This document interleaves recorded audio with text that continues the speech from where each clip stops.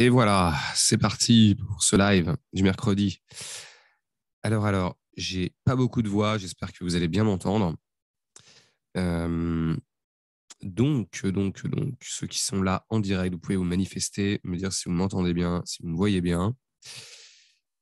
J'ai l'impression que ça fonctionne bien, en tout cas. On va faire ce live à la cool. De toute façon, comme je vous dis, j'ai pas énormément de voix, donc on va être dans une ambiance plutôt suave.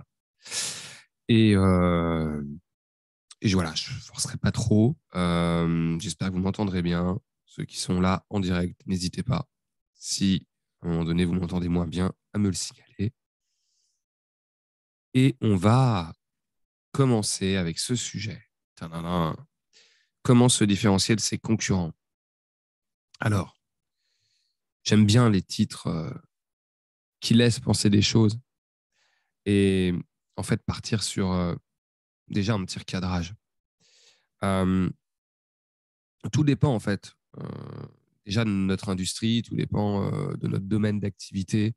Bon, comme vous le savez, moi j'accompagne plutôt des entrepreneurs qui sont dans le domaine du service, euh, coach, thérapeute, freelance, personne dans l'événementiel. Euh, donc on est sur du service. Comme je l'ai déjà dit plusieurs fois dans ces lives-là. Ah ok, merci Elodie pour ton message. Super si tu m'entends bien. Euh, donc, dans le domaine du service, en fait, comme je vous l'ai souvent dit, en fait, c'est pas votre service juste qu'on achète, c'est vous, en fait. Euh, Parce que il y a dans un service un côté humain, euh, sauf dans des industries de services de masse, hein. Là, je parle vraiment dans les services quand on est solopreneur, qu'on se lance ou qu'on débute dans une activité ou même qu'on a déjà son activité, mais qu'on est plutôt dans une équipe réduite. Donc, à partir de là, c'est vous qui êtes le fer de lance de votre marque. C'est vous qui la représentez. Et à partir du moment où vous trouvez votre unicité dans les deux sens, le côté unique et unicité au sens aligné, eh bien, en fait, vous n'avez plus trop de concurrents. Alors, bien sûr, il y a des personnes qui font la même chose que vous dans votre domaine.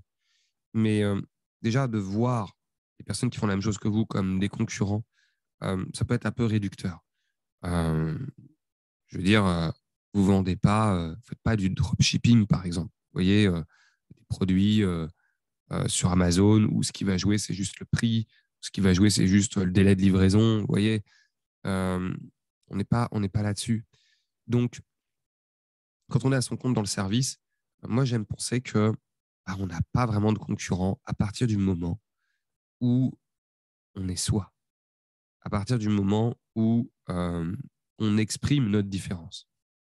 Donc, euh, comment se différencier de ses concurrents? Déjà, peut-être changer d'état d'esprit là-dessus et se dire, en fait, les personnes qui font la même chose que moi, ce pas des concurrents à abattre, c'est des personnes qui sont sur un créneau, le créneau qui leur est propre.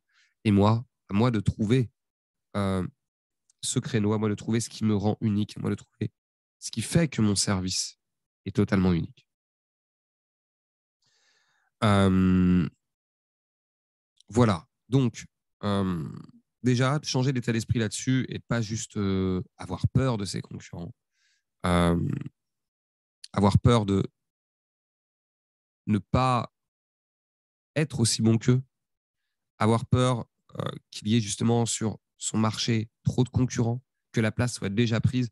En fait, ça, c'est des croyances purement limitantes.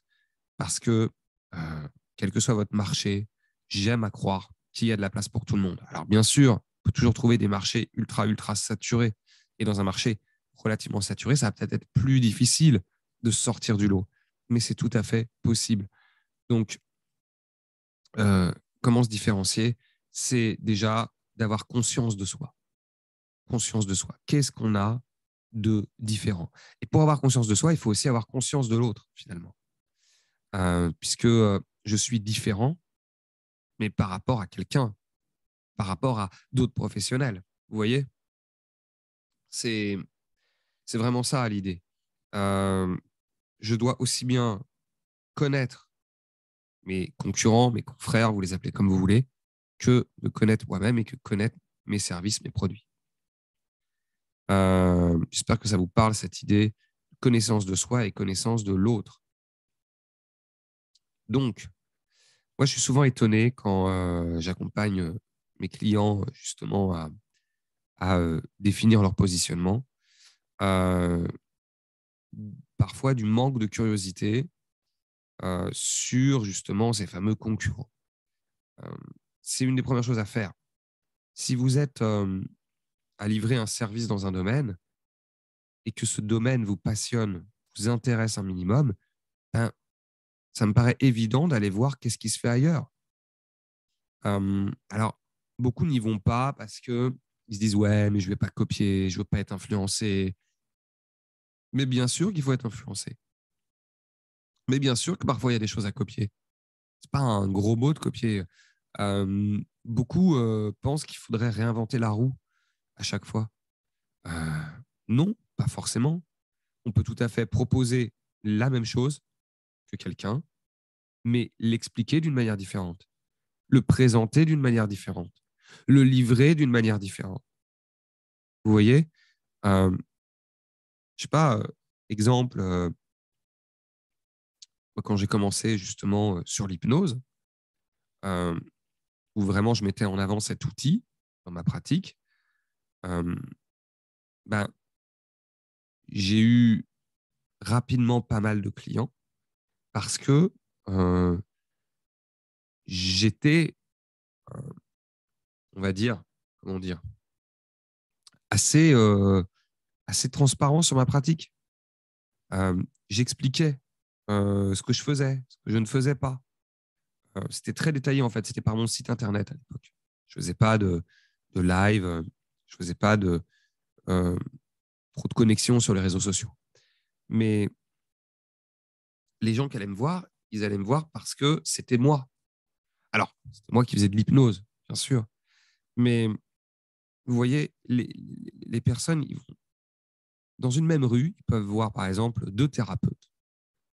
Et ils vont aller vous voir, vous, plutôt que l'autre.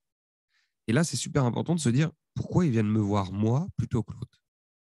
On peut avoir dans la même rue deux personnes qui marquent plus ou moins la même chose sur une plaque, et pourtant, on va avoir des clients, une typologie de clients totalement différente. Est-ce que ça vous parle pour ceux qui pratiquent?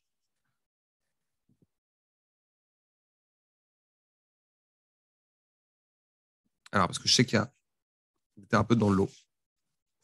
Euh, donc, c'est super important d'avoir conscience de soi et conscience de l'autre. Comment communiquent mes confrères? Comment moi, je communique actuellement? Comment j'ai envie de communiquer? Toujours dans cette idée d'être visible. Comment moi, j'ai envie de communiquer par rapport à eux? Euh, et cette conscience-là, cette capacité à voir, en fait, eh bien, va justement vous rendre visible et va faire qu'on va aller vers vous et pas un autre. Voilà. Donc, se différencier, c'est se connaître et connaître ce qui se passe sur votre marché. Alors, ça, pour moi, la première clé finalement, hein, c'est par la connaissance de soi, la connaissance de son marché, la connaissance de ses concurrents, de ses confrères. Ok. Plus je connais mon marché, plus je suis capable de montrer, préciser en quoi je suis différent. Cette idée de différence, elle est super importante parce que pourquoi une personne se tournerait vers vous alors qu'elle a peut-être plus près de chez elle, peut-être moins cher, peut-être euh, par réputation, une personne qui lui paraît juste plus accessible. Donc, c'est vraiment important de le savoir. Ça marche en local, ça marche sur le net, ça marche à n'importe quel moment. Euh, En fait, Ce qu'il faut voir, c'est que si on est clair avec sa différence, eh bien, en fait, on va pouvoir toucher des personnes qu'on n'aurait pas touchées. Euh, Typiquement, quand on est par exemple en local, ben, c'est de voir pourquoi, par exemple, des clients vont faire peut-être 1 heure de route pour une prestation qui pourrait être la même, entre guillemets, d'accord, sur le papier, la même, par rapport au titre, le même, que à 5 minutes de chez elle. Donc, voilà, en étant clair avec votre différence, vous allez toucher des gens euh, d'une façon beaucoup plus étendue. Vous allez attirer des personnes qui réellement vous correspondent. Et c'est vraiment, vraiment, vraiment super important, cette notion de j'ai conscience de moi, j'ai conscience de qui sont euh, mes compétiteurs. OK. Euh, alors, pour savoir qui sont-ils, bah, il faut se renseigner, il faut regarder. En fait, il faut se mettre dans la peau d'un client. Je suis client, tiens, qu'est-ce que j'aime chez lui? Qu'est-ce que j'ai envie de prendre chez lui? Est-ce que j'aime sa manière de parler? Est-ce que j'aime sa manière de présenter les choses? Est-ce que j'aime son graphisme? Est-ce que j'aime, je sais pas, son discours? Est-ce que j'aime, qu'est-ce qui me plaît chez lui? Si j'étais client, est-ce que j'irais chez lui déjà? Voilà. Ça, c'est une question à se poser. Et ensuite, euh, quand dans votre domaine, vous trouvez qu'il y a une personne qui sort du lot, c'est de pouvoir modéliser cette personne. Il ne s'agit pas de copier, hein, d'accord? Même si je vous ai dit, on peut un peu copier. On se copie tous, hein, on n'invente pas la roue, comme je l'ai dit. Mais c'est différent. Copier, c'est en fait, bah, machin fait ça, donc je fais ça. Vous voyez? Il utilise cette technique, j'utilise cette technique. Modéliser, c'est un peu plus subtil. C'est OK. Il utilise cette technique. Comment moi, je vais pouvoir me l'approprier avec ce que je suis? Il communique de cette façon. Comment moi, je vais pouvoir peut-être prendre de lui sa manière de regarder quand il parle, les silences qu'il utilise, son intonation, euh, sa manière de rentrer dans le détail ou sa manière justement de donner une vue globale aux choses. Bref, qu'est-ce que je prends chez la personne? On peut modéliser tout le monde et vous n'êtes pas obligé non plus de modéliser vos confrères. Vous pouvez aussi voir dans les marques qui vous plaisent ou dans des personnes dans d'autres domaines, des choses qui vous plaisent. Et vous voyez, plus je suis à l'écoute de l'autre, plus je suis à l'écoute de moi, hein, finalement. Puisque l'autre, c'est vous. D'accord? Par effet miroir, ce que vous voyez chez l'autre dit des choses sur vous. Je lis un commentaire. OK, c'est savoir se mettre en avant aussi, du coup. Savoir se présenter qui va percuter chez l'autre. Ouais, ouais, ouais. Et savoir te présenter, si tu ne sais pas qui tu es, si tu ne sais pas en quoi ce que tu proposes est particulier et c'est pas juste, bah voilà, moi, je propose un service je sais pas, d'organisation d'événements. Si tu dis ça, juste, c'est pourri. J'ai une cliente, par exemple, spéciale dédicace pour elle. Elle est organisatrice de moments qui vous ressemblent. Tiens, déjà, vous voyez, dédicace à Agathe, super organisatrice de mariage, notamment de vie de garçon. Mais vous voyez, elle, en ayant fait le travail justement dont je vous parle, eh ben, elle a son alignement. C'est pas juste une organisatrice de mariage. C'est une personne qui organise des moments qui vous ressemblent. Ça veut dire que déjà rien que dans cette manière de dire les choses, on sait que euh, elle va être particulièrement sur quelque chose de sur mesure. Vous voyez, qui va vraiment correspondre, ressembler à la personne. Vous voyez? Donc, euh, super important. Ça, c'est dans le pitch, hein. Alors, le pitch, c'est quelque chose aussi que j'aide beaucoup mes clients à travailler. Le pitch, très simplement, hein, c'est en 3 minutes, j'arrive à décrire qui je suis, ce que je fais, ce que je propose, en quoi je suis unique. Et donc, ça, normalement, si c'est bien travaillé, votre pitch ne ressemble pas à un autre. Il ne ressemble pas dans la forme, dans la manière, dans l'énergie que vous allez mettre à dire les choses. Dire je, très bien. Merci pour cette participation. Tu as tout à fait raison. Dire je. Euh, C'est-à-dire parler de soi. Alors, attention, hein, quand on fait son pitch, on parle de soi, mais on parle de soi, de comment on va servir l'autre. D'accord? C'est moi, mais vers toi. C'est pas juste je te raconte ma vie. Si je te raconte ma vie, tu t'en fous. D'accord? Je me mouche. Je coupe le son.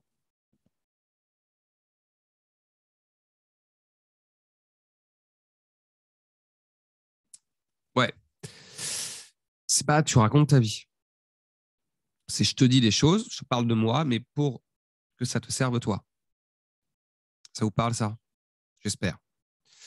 Donc, la différence par la connaissance de soi, la connaissance de l'autre, je pense que vous avez compris le principe. Je vous le dis de plein de façons différentes, que vous puissiez vous recentrer sur vous et en même temps être ouvert, ouvrir les oreilles, regarder ce qui se passe dans votre marché, dans votre niche. OK? Pour se différencier, on y vient, je parle de niche. Ah oui, le truc le plus classique, c'est d'être très spécifique sur à qui on s'adresse et qu'est-ce qu'on propose de précis.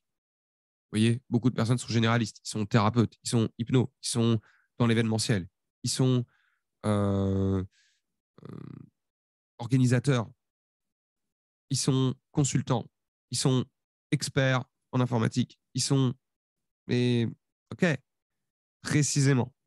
Donc, ne jamais hésiter à être trop précis. On a souvent peur d'être trop général. Moi-même, je le suis parfois. Je me corrige là-dessus quand je vois que je délivre un message et que c'est trop général. Je reprécise. Vous voyez, euh, c'est à qui je m'adresse en fait. C'est l'avatar client hein, pour ceux qui connaissent. Mais ça se bosse tout le temps. Vous voyez, moi, je le rebosse en ce moment. Donc, ça se rebosse tout le temps, ça se retravaille tout le temps, ça s'affine tout le temps. On peut partir d'un profil général et puis faire des sous-profils, savoir, OK, qui est cette personne? Si elle existait de manière peut-être un peu caricaturale au début, qui est cette personne? À qui je m'adresse?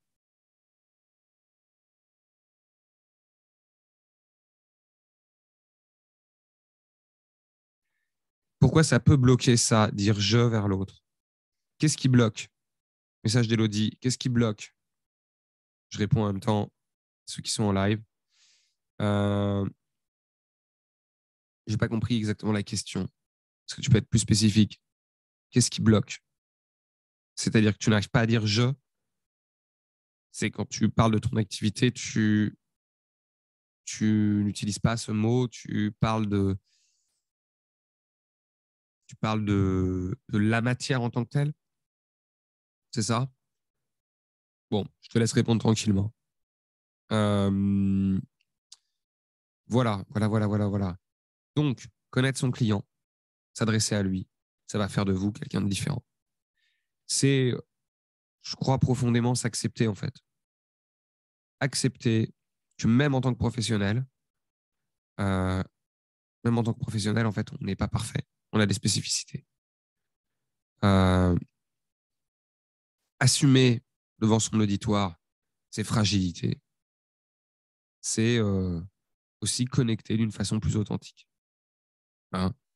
Exemple, vous êtes malade, vous avez un live de prévu, bah, vous le faites quand même. Voilà, même si vous allez avoir une voix bizarre. Euh, Elodie, t'as pas entendu? Je disais, bah ouais, c'est quoi que tu veux dire par je vers l'autre?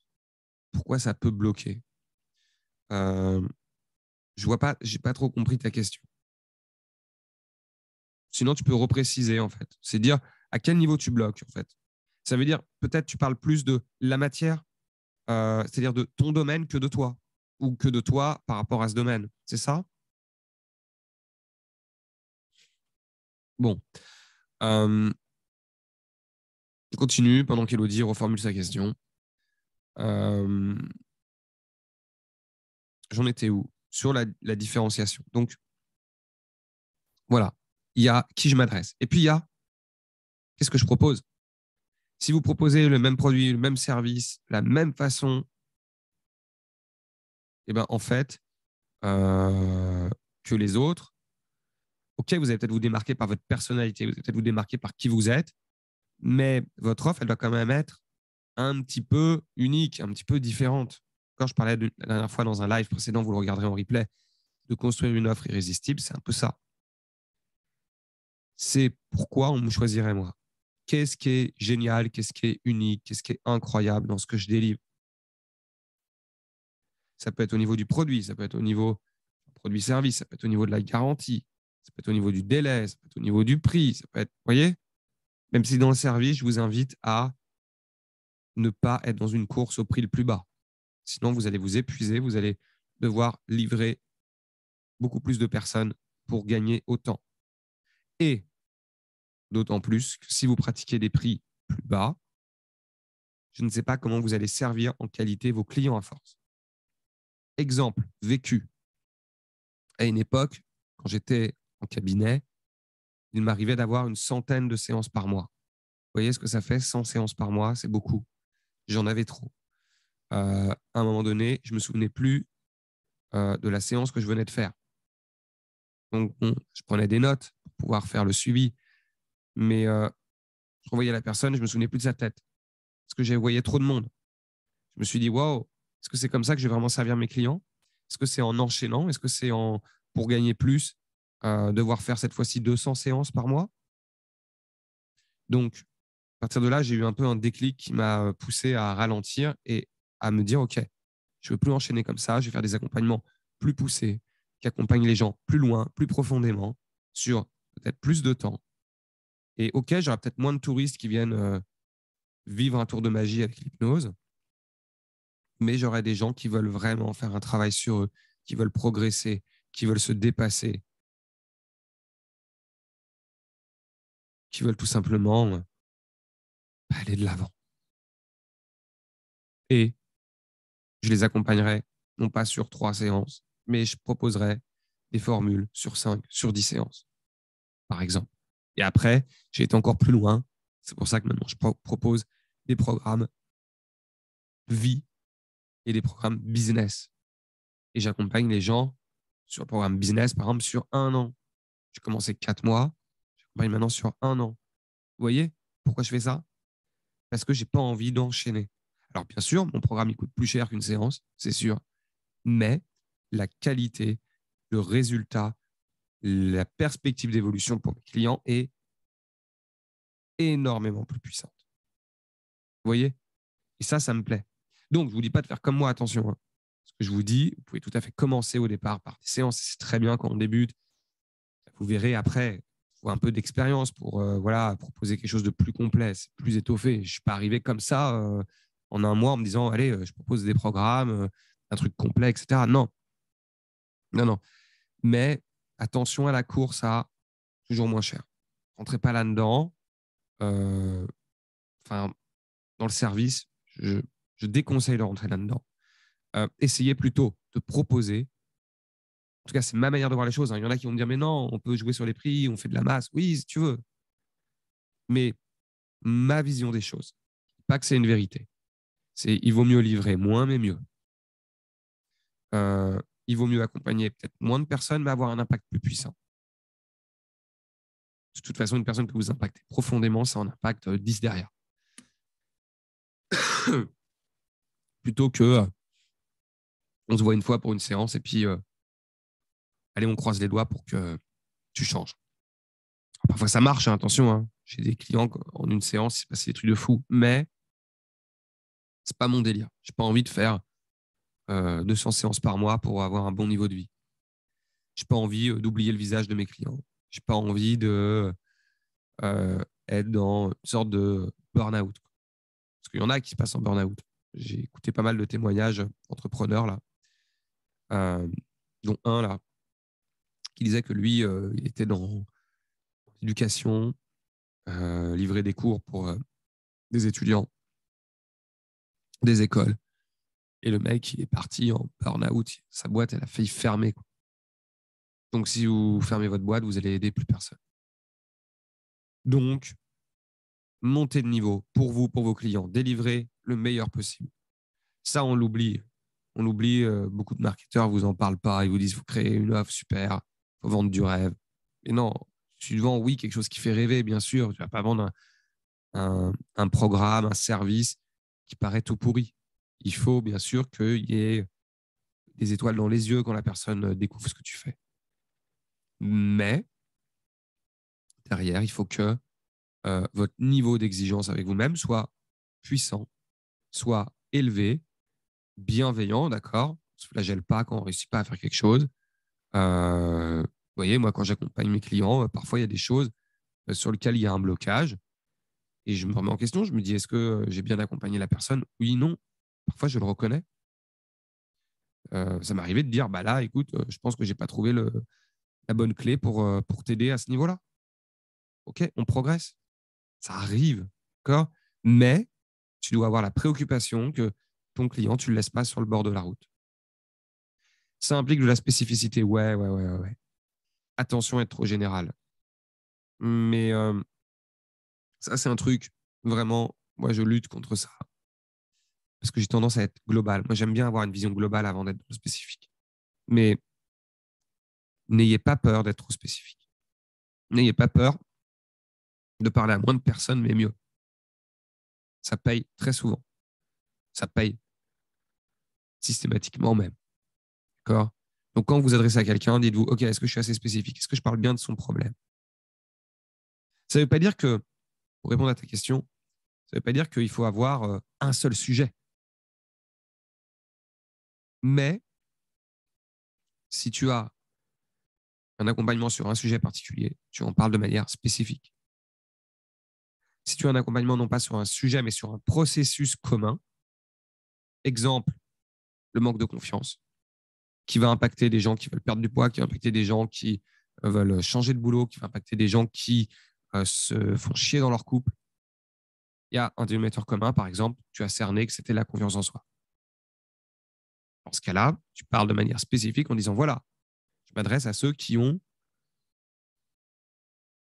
l'impression, la sensation de ne pas avoir confiance en eux. Et ça se traduit par des choses comme, je suis dans mon boulot et j'ai pas la force d'en changer alors que je m'y plais pas. Ou alors, je suis dans une relation et ça va pas. Et j'en sors pas. Je me sens pas capable de changer ça. J'ai des projets, mais je les réalise pas. Je procrastine. Vous voyez, je suis spécifique. Pourtant, je parle de sujets divers, mais je suis spécifique sur voilà comment se traduit un manque de confiance. OK? Je sais pas si ça. Ouais, c'est OK. Bon, bah, très bien. Euh... Offre, spécificité, différenciation, vos clients. Vous voyez, c'est souvent les mêmes items qui reviennent et je vous l'ai dit d'une manière différente. Euh, pour que vous puissiez être différencié, il faut qu'on les voit à vos différences. Je parlais de s'assumer tout à l'heure. Je disais, il faut s'assumer et s'accepter. Oui, c'est vraiment, vraiment, vraiment primordial. Euh, ne partez pas avec cette idée que quand vous parlez sur les réseaux sociaux, quand vous faites un pitch devant du monde, ne vous racontez pas qu'on va vous juger. Ne vous racontez pas que ce que vous dites est gravé à jamais. Ne partez pas avec ces idées que on va chercher ce qui ne va pas dans ce que vous dites, que vous allez vous mettre, je ne sais pas, le monde contre vous. Non, c'est pas vrai. Vous n'allez pas vous mettre le monde contre vous. Euh, vous allez tout simplement plaire à des gens qui seront peut-être vos futurs clients et puis déplaire à d'autres qui ne seront pas vos futurs clients. Il faut accepter vraiment là de déplaire. C'est important. J'aime bien parler de ce côté saumon. Quand on est entrepreneur, c'est saumon, je remonte la rivière. D'accord? Je nage à contre-courant. Je te balance ma vérité. J'assume que ce n'est pas la tienne, que ça peut être la tienne, que tu vas peut-être aimer ce que je dis, tu vas peut-être pas aimer ce que je dis, tu vas peut-être d'accord avec ce que je dis, tu ne vas peut-être pas être d'accord avec ce que je dis, tu ne seras peut-être une personne qui va me suivre, tu seras peut-être une personne qui ne me suivra pas. Si tu es carré, aligné avec ça, bah, tu auras des gens au moins qui te suivront. Si tu as peur de froisser les susceptibilités, que tu surveilles chaque mot que tu dis, bah, tu vas délivrer quelque chose de tiède. d'insipide qui parlera à personne. Mieux vaut parler à moins, mais à certaines personnes, que parler à personne. Voilà. Donc, c'est être à l'aise à l'idée de déplaire, être à l'aise à l'idée de choquer, être à l'aise à l'idée d'aller contre le courant, contre la bien-pensance, contre le dogme. Gardez votre esprit critique. Vous avez le droit d'avoir vos idées. Vous avez le droit de délivrer quelque chose qui ne plaît pas. OK? Donc, pour vous différencier de vos concurrents, soyez vous-même, montrez-le, montrez-vous, travaillez votre offre de façon à ce qu'elle paraisse waouh. Et à partir de là, vous allez sentir qu'il y a un magnétisme qui va se développer. Il y a des gens qui, naturellement, viendront vers vous parce que vous envoyez quelque chose. Je pense énergétiquement, c'est ma croyance, mais aussi par l'intellect. Les gens qui vont découvrir votre discours vont dire « Ok, ça je prends pas. » Ok, voilà. On va s'arrêter là pour aujourd'hui. Je préserve un peu ma voix. J'en garde sur le coude pour la prochaine session. Je ne sais pas encore quelle sera la thématique. On verra. Peut-être que on fera un peu encore différent. On va voir. N'hésitez pas sur le groupe à poser des questions, à pourquoi pas proposer des thématiques. Je serais ravi de savoir qu'est-ce que vous avez envie tout simplement d'entendre. OK? Merci à ceux qui étaient en live. Merci pour les commentaires. Je vous dis à très, très vite et à mercredi prochain. Salut, salut.